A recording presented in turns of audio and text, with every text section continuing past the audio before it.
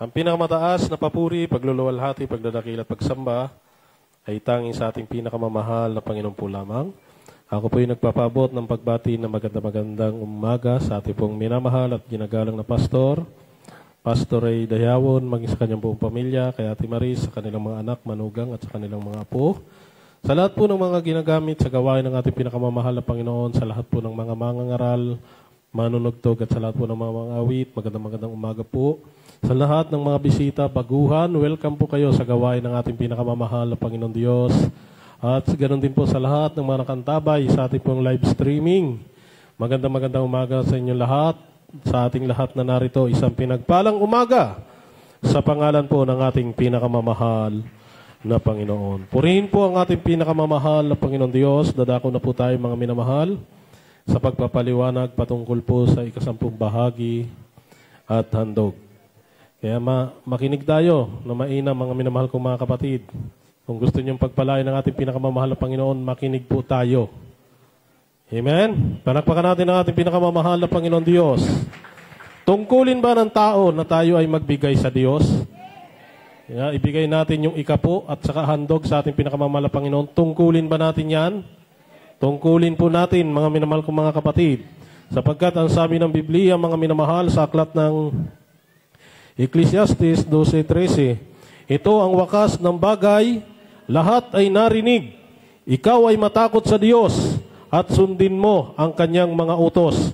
Sapagkat ito ang buong katungkulan ng tao. Palakpakan po natin ang ating pinakamamahal na Panginoon Diyos. Ang sabi dito, ano daw po yung katungkulan ng tao? Matakot sa Diyos. Ano pa yung isa? Sundin ang kanyang mga utos. Amen? Ngayon, hinahanap po natin dito, mga minamahal, yung tungkulin ng tao, kung yung pagbibigay ng ikapo at handog. Kung tungkulin ba ng tao, dahil hindi naman natin narinig na nabanggit, mga minamahal kong mga kapatid. Ang sabi ng Biblia sa Malakias 3:8, nananakawan baga ng tao ang Diyos, gayon may ninanakawan ninyo ako. Ngunit inyong sinasabi, sa ano ka namin ninanakawan? Sa mga ikasampung bahagi at mga handog. Palakpakan po natin ang ating pinakamamahal na Panginoon. Ikasampung bahagi at handog. Ngayon, doon sa nabasa nating talata, mga minamahal kong mga kapatid, utos ba ng Diyos yon? Utos. Hindi makaimin ang lahat, mga minamahal kong mga kapatid. Parang ayaw niyong maniwala na ito'y utos ng Diyos. Ayaw niyong maniwala na ito'y tungkulin natin. Ang sabi ng Biblia, tungkulin natin na sundin ang utos ng Diyos. Ngayon, kasama sa utos ng Diyos, yung pagbibigay ng ikasampung bahagi at handog. Amen? Kaya napakalinaw na ito'y tungkulin natin na dapat nating gagawin sa harapan ng Diyos. Ang sabi nga doon, ikaw ay matakot sa Diyos. Ano ba yung kakatakutan mo? Matakot ka na hindi mo sundin ang utos ng Diyos. Amen? Matakot ka na hindi ka gumanap sa ipinag-uutos ng ating pinakamamahal na Panginoon. Palakpakan natin ang ating pinakamamahal na Panginoon. Sa pagsunod sa utos ng Diyos, nandun ang pagpapala, mga minamahal kong mga kapatid. Kapag tayo ay sumunod sa ipinag-uutos ng ating pinakamamahal na Panginoon, pagpapalain tayo ng ating pinakamamahal na Panginoon.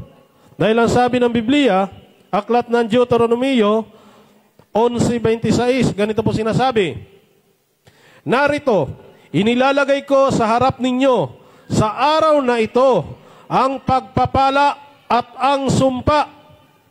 Sabi ng Biblia, sabi ng ating pinakamamahal na Panginoon, sa araw na ito o sa oras na ito, mga minamahal kong mga kapatid, nandito sa harap natin yung pagpapala at ang sumpa. Amen? Ngayon, mamimili tayo, mga minamahal. Ano bang gusto natin, pagpapala o sumpa? Siyempre, mas maraming gusto talaga sa pagpapala. Pero may proseso yan. Amen? Hindi naman na, porque pinili mo yung pagpapala, pagpapalain ka na agad. Hindi ganun yun, mga minamahal. Dadaan tayo sa proseso ng Diyos para tayo pagpalain ng ating pinakamamahal na Panginoon. Ano ba yung proseso ng Diyos? Kung gusto mo ng pagpapala, ang sabi ng 27, ang pagpapala kung inyong didinggin ang mga utos ng Panginoon ninyong Diyos na aking iniutos sa inyo sa araw na ito.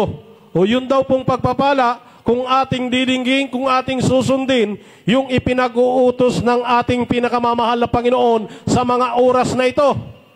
Sa araw na ito, ano ba yung inuutos? Ano ba yung naririnig natin ngayon? Ano ba yung pinag-aaralan natin ngayon? Patungkol sa ikasampung bahagi at handog. Kaya kung gusto nyong pagpalain, mga minamahal, susundin ninyo yung pinag-uutos ng ating pinakamamahal na Panginoon. At yung sumpa naman, mga minamahal kong mga kapatid, kahit ayaw natin ng sumpa, mga minamahal, pero kung hindi naman tayo susunod sa ipinag-uutos ng Diyos, hindi pagpapala ang darating sa iyo, kundi sumpa. Kahit ayawan mo yan, taguan mo yan, aabutan ka ng sumpa. Amen? Ang sabi ng 28, at ang sumpa, kung hindi ninyo didinggin ang mga utos ng Panginoon ninyong Diyos, kundi kayo'y lilihis sa daan na aking iniutos sa inyo sa araw na ito upang sumunod sa ibang Diyos na hindi ninyo nangakikilala. Palakpakan po natin ang ating pinakamamahal na Panginoon. Nasaan daw po yung sumpa?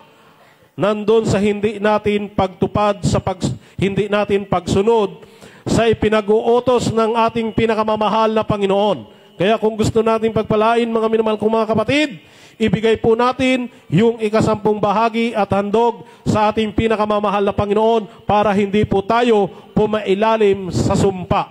Amen? Ano ba yung sumpa na darating, mga minamahal? Yun yung mga bagay na ayaw mong mangyari sa buhay mo. Amen? Yung mga bagay na ayaw mong mangyari sa buhay mo, yan yung sumpa, mga minamahal kong mga kapatid. Na kahit anong gawin mo, mga minamahal kong mga kapatid, kahit anong galing mo, kung hindi ka naging tapat sa Diyos, sumpa ang darating sa iyo. Amen? Pero sa Biblia, mga minamahal kong mga kapatid, kahit wala kang pinag-aralan, subalit sumusunod ka sa utos ng Diyos, pagpapala ang darating sa iyo. Amen? Kaya kung gusto natin pagpalain, ibigay po natin ikasampung bahagi at handog, ibigay natin sa Diyos para tayo lubos na pagpalain ng ating pinakamamahal na Panginoon. Palakpakan po natin ang ating pinakamamahal na Panginoon Diyos.